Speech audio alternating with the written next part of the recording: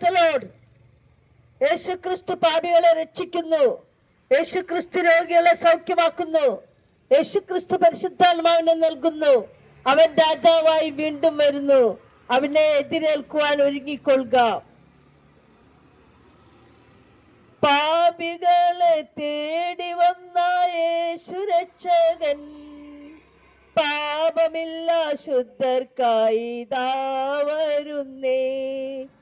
പാപികളെ തേടി വന്ന യേശു രക്ഷകൻ, പാപമില്ല ശുദ്ധർക്കായി ദാ വരുന്നേ.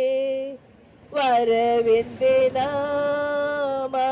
സമീപം, വരവിൻ പ്രത്യാശയാൽ നിറഞ്ഞിടാമേ. വരവിൻ ദിനം നദി സമീപം, വരവിൻ പ്രത്യാശയാൽ നിറഞ്ഞിടാമേ. വാഴ്ത്തി സ്തുതിക്കുമെന്നും ഞാൻ എൻ്റെ താഴ്ചയിലോർത്ത ഈശനെ. വാഴ്ത്തി സ്തുതിക്കുമെന്നും ഞാൻ എൻ്റെ താഴ്ചയിലോർത്ത ഈശനെ. ചേറ്റിലല്ലയോ കിടന്നതോർത്തു നോക്കിയാൽ, നാറ്റമല്ലയോ വമിച്ചതൻ ജീവിതം. ചേറ്റിലല്ലയോ കിടന്നതോർത്തു നോക്കിയാൽ, നാറ്റമല്ലയോ വമിച്ചതൻ ജീവിതം. മാറ്റിയല്ലോ എൻ ജീവിതത്തെ, മാറ്റമില്ലാത്ത നിന്റെ കൃപയാൽ. മാറ്റിയല്ലോ എൻ ജീവിതത്തെ, മാറ്റമില്ലാത്ത നിന്റെ കൃപയാൽ. വാഴ്ത്തി സ്തുതിക്കുമെന്നും ഞാൻ എൻ്റെ താഴ്ചയിലോർത്ത ഈശനെ. വാഴ്ത്തി സ്തുതിക്കുമെന്നും ഞാൻ എൻ്റെ താഴ്ചയിലോർത്ത ഈശനെ. അല്ലൽ തിങ്ങും ജീവിതത്തിൽ ഞാൻ വസിച്ചപ്പോൾ, വല്ലഭനിൻ സ്നേഹം എന്നിലൂറ്റിയല്ലോ. അല്ലൽ തിങ്ങും ജീവിതത്തിൽ ഞാൻ വസിച്ചപ്പോൾ, വല്ലഭനിൻ സ്നേഹം എന്നിലൂറ്റിയല്ലോ. ജയഗീതം പാടിടുവാ നിൻ ജയം നീ എനിക്കേകിയല്ലോ. ജയഗീതം പാടിടുവാ നിൻ ജയം നീ എനിക്കേകിയല്ലോ.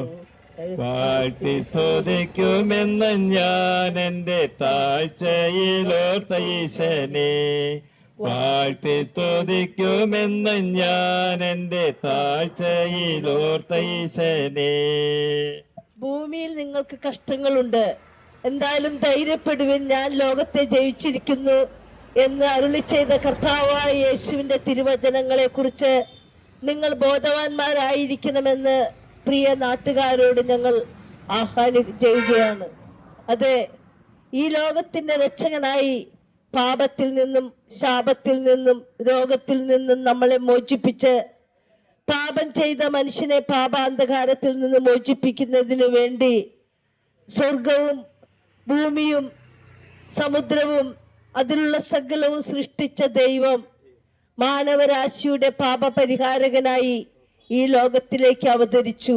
ഒരു മനുഷ്യ കുഞ്ഞായി ഈ ലോകത്തിൽ ജനിച്ചിട്ട് 33.5 തിരുവയസ്സ് വരെ ഈ ഭൂമിയിൽ ജീവിച്ച് പാപികളായ നമ്മളുടെ പാപത്തിൽ നിന്ന് നമ്മളെ മോചിപ്പിക്കുന്നതിന് വേണ്ടി മാത്രമാണ് അവൻ മനുഷ്യനായി അവതരിച്ചത്. അവന്റെ ഇഷ്ടം നമ്മളെ ദൈവത്തിന്റെ കൂടെ സ്വർഗത്തിൽ വസിക്കുന്നവരായി, നമ്മളെ സ്വർഗത്തിൽ കൈക്കൊള്ളണം, ദൈവത്തിന്റെ മക്കൾ എന്നുള്ള പദവി നൽകി നമ്മളെ മാനിക്കണമെന്നുള്ള ദൈവത്തിന്റെ ഹിതമാണ് ഈ ലോകത്തിലേക്ക് പാപികളായ നമ്മളെ തേടി വന്നത്. അതെ, അവൻ മാനവകുലത്തിന്റെ പാപപരിഹാരകനാണ്. അവൻ സർവവ്യാപിയായ ദൈവമാണ്. അവൻ സർവശക്തനായ ദൈവമാണ്. അവനെ പോലെ മറ്റൊരുത്തനില്ല.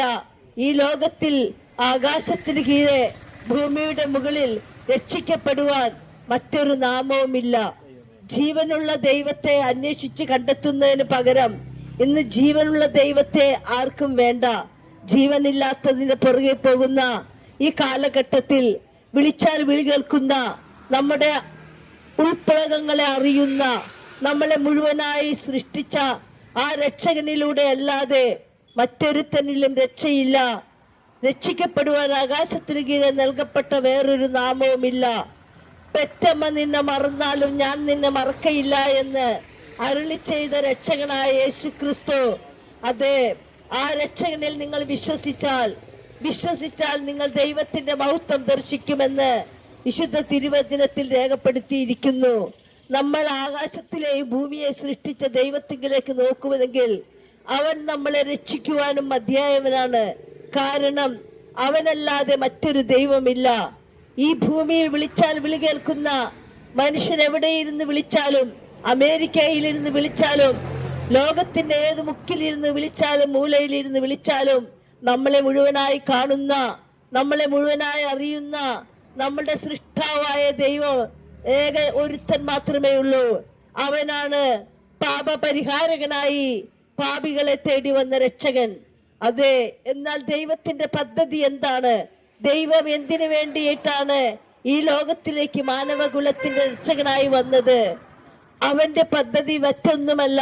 അവന്റെ സൃഷ്ടികളായ നമ്മൾ ഈ ലോകത്തിൽ ജീവിച്ചിരുന്ന് ദൈവത്തെ ആരാധിച്ച്, ദൈവത്തിൽ വിശ്വസിച്ച്, ദൈവം പറഞ്ഞതനുസരിച്ച് ജീവിച്ച് ദൈവത്തിനെ മഹത്വപ്പെടുത്തുന്ന മക്കളായി ജീവിക്കുമെങ്കിൽ, നമ്മൾ ഈ ഭൂമിയിൽ ജീവിക്കുമ്പോൾ നമുക്ക് ദൈവം തന്നിരിക്കുന്ന കുടുംബങ്ങളെ, അതെ, ഒരു ഭാര്യയുള്ള ഒരു ഭർത്താവാണെങ്കിൽ ഭാര്യയെ സ്നേഹിച്ച്, കുഞ്ഞുങ്ങളെ സ്നേഹിച്ച്, കുടുംബത്തിൽ അവർ കൊടുക്കേണ്ട കടമകളെ നിർവഹിച്ച്, അതിനുശേഷം ഈ ലോകത്തിൽ നിന്ന് മാറ്റപ്പെടുമ്പോൾ ദൈവത്തിന്റെ രക്ഷാകര പദ്ധതിയിൽ ജീവനുള്ള ദൈവത്തെ അറിയുന്ന മക്കളായി, സ്വർഗത്തിലെ ദൈവത്തെ ആരാധിക്കുന്ന കുടുംബങ്ങളായി, അങ്ങനെയുള്ള കുടുംബങ്ങളെ കണ്ട് സന്തോഷിക്കുവാൻ വേണ്ടി ദൈവം ആഗ്രഹിച്ചിട്ട് അങ്ങനെയുള്ള മക്കളെ സ്വർഗത്തിന് അവകാശികളാക്കി തീർക്കുവാൻ വേണ്ടി ദൈവം തന്നെ മാനവകുലത്തിന്റെ പാപപരിഹാരകനായി ഈ ലോകത്തിലേക്ക് വന്നു. അതെ, ദൈവം എന്താണ് ആഗ്രഹിക്കുന്നത്? പാപിയായ ഒരു മനുഷ്യൻ പാപത്തിൽ നിന്ന് മോചിതനായി യേശുക്രിസ്തുവിനെ രക്ഷകനായി സ്വീകരിച്ച്, വിശ്വാസ സ്നാനം സ്വീകരിച്ച് സ്വർഗത്തിന് അവകാശിയായി തീർന്ന ആ വ്യക്തികളായിരിക്കണം വീണ്ടും മറ്റുള്ളവരോട് യേശു രക്ഷകനാണ്, യേശു പാപമോചകനാണ്, യേശു പാപികളെ തേടി വന്ന രക്ഷകനാണ് എന്നുള്ള ഈ സന്ദേശം ഈ ലോകത്തോട് അറിയിക്കുവാൻ ദൈവം മറ്റാരെയല്ല, ദൈവദൂതന്മാരെയല്ല ഏൽപ്പിച്ചിരിക്കുന്നത്. പാപത്തിൽ നിന്നും ശാപത്തിൽ നിന്നും മോചിതനായ മനുഷ്യൻ, പാപാന്ധകാരത്തിൽ കടന്നിരുന്ന എന്നെ സ്വർഗത്തിലെ ദൈവം സ്നേഹിച്ചുവെന്നും ആ ദൈവത്തിൽ ഞാൻ വിശ്വസിച്ചുകൊണ്ട് ദൈവം എന്നെ ദൈവത്തിന്റെ മക്കൾ എന്നുള്ള പദവിയിലേക്ക് കൊണ്ടുവന്നുവെന്നും, ആ ദൈവം പറഞ്ഞതനുസരിച്ച് ദൈവത്തെ 2-3 പേർ എന്റെ നാമത്തിൽ കൂടി വന്നിരുന്ന് ആരാധിക്കുന്നവരുടെ മധ്യത്തിൽ ഞാൻ ഉണ്ടാകുമെന്ന് അരുളി ചെയ്ത ദൈവത്തിന്റെ, ആ ദൈവത്തിനെ വിളിച്ച് ആരാധിക്കുന്നവരുടെ കൂട്ടത്തിൽ ദൈവം വരും എന്നുള്ള ഈ സന്ദേശം ഈ ദേശത്തോട് അറിയിക്കുമ്പോൾ, അതെ, ആ ദൈവം തന്നെയാണ് നമ്മളെ രക്ഷിക്കാൻ വന്ന ഈ ലോകത്തിലേക്ക് വന്നവൻ. ആ ദൈവം തന്നെയാണ് പാപപരിഹാരകനായി വന്നവൻ. ആ ദൈവത്തിലാണ് നമ്മൾ ആശ്രയിക്കേണ്ടത്. മറ്റൊരുത്തനിലും രക്ഷയില്ല. രക്ഷിക്കപ്പെടുവാൻ ആകാശത്തിന് കീഴെ നൽകപ്പെട്ട വേറൊരു നാമവുമില്ല എന്നുള്ള ഈ സന്ദേശം ഈ ദേശത്തോട് അറിയിക്കുമ്പോൾ, അതേ, നിങ്ങൾ ആരും നരകത്തിന് യോഗ്യരായി തീരാതെ, ശിക്ഷാവിധിയിൽ അകപ്പെടാതെ, അതേ, നരകത്തിലെ തീ കെടുന്നില്ല, അവിടത്തെ പുഴു ചാകുന്നില്ല എന്ന് വിശുദ്ധ തിരുവെഴുത്തിൽ രേഖപ്പെടുത്തിയിരിക്കുന്നു. അതേ, ചാകാത്ത പുഴുവും കെടാത്ത തീയുമുള്ള നരകത്തിന് മനുഷ്യൻ യോഗ്യനായി തീരാതെ സ്വർഗത്തിന് അവകാശിയായി തീരുന്നതിനു വേണ്ടി, ദൈവത്തോടു കൂടെ വസിക്കുന്നതിന് വേണ്ടി, ദൈവത്തിന്റെ മക്കൾ എന്നുള്ള പദവി നമുക്ക് തന്ന് മാനിക്കുന്നതിന് വേണ്ടി ദൈവം തന്നെ മാനവകുലത്തിന്റെ പാപപരിഹാരകനായി ലോകത്തിലേക്ക് വന്നു.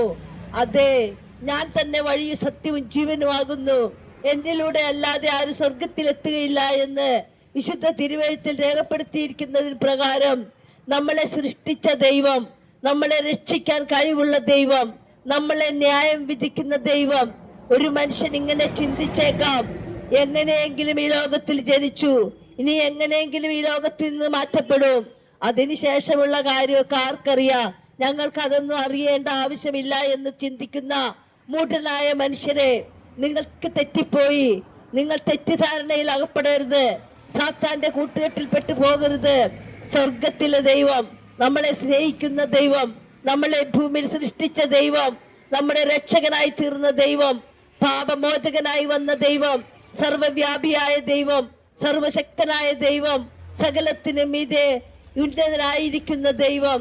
ആ ദൈവത്തിന്റെ പദ്ധതിയാണ് നിങ്ങൾ ലോകത്തിന്റെ അറ്റത്തോളം പോയി സകല സൃഷ്ടികളോടും ജീവനുള്ള ദൈവം ഒന്നേ ഉള്ളുവെന്നും വിളിച്ചാൽ വിളി കേൾക്കുന്ന ദൈവം ഒന്നേ ഉള്ളുവെന്നും ആ ദൈവം തന്നെയാണ് ഈ ആകാശവും ഭൂമിയും സൂര്യനെയും ചന്ദ്രനെയും സൃഷ്ടിച്ചതെന്നും ഉള്ള ഈ സത്യ സന്ദേശം ഈ ദേശത്തോട് അറിയിക്കുവാൻ ഞങ്ങൾ സന്തോഷവാരാണ്. ഞങ്ങൾ അത് ആഗ്രഹിക്കുന്നു. ദൈവത്തിന്റെ മഹിമില്ലാത്ത വചനം ദൈവത്തിന്റെ ആഗ്രഹപ്രകാരം ലോകത്തിൽ എല്ലായിടത്തും നടന്ന് ഈ സർവ്വജനങ്ങളോടും ഈ സത്യം പറയും, വിളിച്ചു പറയും. നിങ്ങൾക്കൊരു പക്ഷെ ഞങ്ങളുടെ ഈ വചനം നന്നായി എന്ന് തോന്നിയില്ല എങ്കിലും മഹാരാജാവായ ഞങ്ങളുടെ ദൈവത്തിന്റെ കൽപ്പന പ്രകാരമാണ് ഞങ്ങൾ ഈ വഴിക്കവലകളിൽ നിന്ന് ഘോരഘോരം ദൈവത്തെക്കുറിച്ച് പ്രസംഗിക്കുന്നത്. അതെ, ആ ദൈവം നമുക്ക് ഒരുക്കിയിരിക്കുന്ന സ്വർഗരാജ്യം അത് നമ്മൾക്കൊരു പൈസയും കൊടുത്ത് വാങ്ങിക്കണ്ട. അത് യേശു കർത്താവ് രക്ഷകനാണ് എന്ന് ഹൃദയത്തിൽ വിശ്വസിച്ചുകൊണ്ട് വായ കൊണ്ട് ഏറ്റുപറഞ്ഞ് യേശു പറഞ്ഞതിന് പ്രകാരം സ്നാനം സ്വീകരിച്ചാൽ നിങ്ങൾ സ്വർഗരാജ്യത്തിന് അവകാശിയായി തീരും. വിശ്വാസ സ്നാനം സ്വീകരിക്കണം. യേശു രക്ഷകനായി ഈ ലോകത്തിലേക്ക് വന്നുവെന്നും എന്റെ പാപത്തിനു വേണ്ടി മരിച്ചുവെന്നും എന്നാൽ ഇന്നും ഉയർത്തെഴുന്നേറ്റ് ജീവിക്കുന്ന മറ്റൊരു ദൈവമില്ല എന്നുമുള്ള ഈ രക്ഷാകര സന്ദേശം വിശ്വസിച്ച് മാനസാന്തരപ്പെട്ട് സ്നാനപ്പെട്ട് ദൈവം ആഗ്രഹിക്കുന്ന പ്രകാരം ദൈവത്തെ ആരാധിക്കുന്ന മക്കളോട് ഒന്നിച്ചിരുന്ന് ദൈവത്തെ ആരാധിക്കുമ്പോൾ ദൈവം നമ്മളിൽ സംപ്രീതനാകുന്നു. ദൈവത്തിന്റെ ഇഷ്ടപ്രകാരമുള്ള മക്കളായി തീരുന്നു. അല്ലാതെ ദൈവം പറഞ്ഞതനുസരിക്കാതെ സാത്താന്റെ കൂട്ടുകെട്ടിൽ ജീവിച്ചിട്ട് ജീവിതം ഇതാണ് ശരിയെന്ന് പറഞ്ഞ് മുന്നോട്ട് പോകുന്ന മനുഷ്യരെ, മൂഢരായ ചിന്തകളെ, ആ ചിന്തകളെ വലിച്ചെറിഞ്ഞിട്ട് അതെ രക്ഷകനിൽ ആശ്രയിക്കുക. രക്ഷകൻ നിങ്ങളെ രക്ഷിക്കുവാൻ കഴിവുള്ളവനാണ്. അവൻ വിളിച്ചാൽ വിളി കേൾക്കുന്ന ദൈവമാണ്. അവൻ ഇന്നും ജീവിക്കുന്ന ദൈവമാണ്. അങ്ങനെ ഒത്തിരി ദൈവങ്ങൾ ഇല്ലല്ലോ. ആകാശം ഒന്നല്ലേ ഉള്ളൂ, ഭൂമി ഒന്നല്ലേ ഉള്ളൂ, സൂര്യൻ ഒന്നല്ലേ ഉള്ളൂ. ഇതെല്ലാം സൃഷ്ടിച്ച ജീവനുള്ള ദൈവം ഒന്നല്ലേ ഉള്ളൂ. അതുകൊണ്ടാണല്ലോ അധ്വാനിക്കുന്നവരും ഭാരം ചുമക്കുന്നവരുമായുള്ളവരെ എന്റെ അടുക്കൽ വരുവിൻ, ഞാൻ നിങ്ങളെ ആശ്വസിപ്പിക്കാമെന്ന് കൽപ്പിച്ച ദൈവം, അരുളി ചെയ്ത ദൈവം. അതേ ദൈവം ആശ്വാസദായകനാണ്. അവൻ നമ്മളെ സ്നേഹിക്കുന്ന ദൈവമാണ്.